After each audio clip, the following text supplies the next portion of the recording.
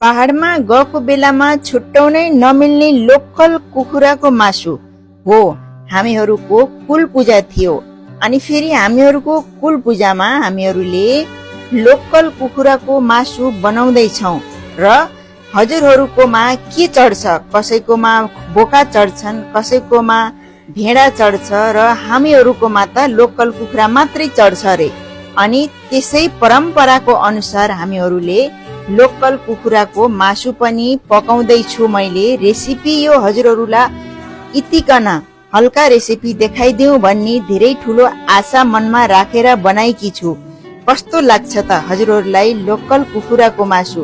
मलाई त एकदमै स्वाद लाग्यो। अनि फेरि धेरै साल पुरानो याद आयो। म धेरै साल पछि गाउँमा गएँ र मैले लोकल कुखुराको मासु पनि बनाएँ।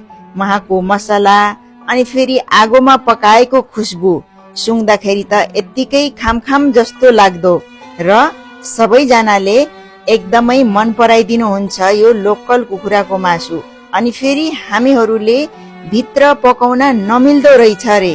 लोकल कुखुराको मासु थियो र यो कुल पूजाको मासु भित्र पकाउन पनि नमिल्दो रहेछ रे। हामीहरूले बाहिर आँगनमा एउटा सानो चुला जस्तै बनाएर हामीहरूले दाउरोमा पकाइरहेका छौँ र दाउरामा पकाउने अनि फेरि लोकल कुखुराको त मजै बेग्लै छ। हजुरहरूलाई कस्तो लाग्छ कमेन्ट बक्समा भनिदिनु होला।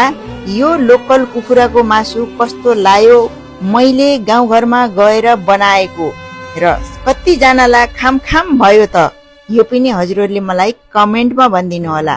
Thank you so much.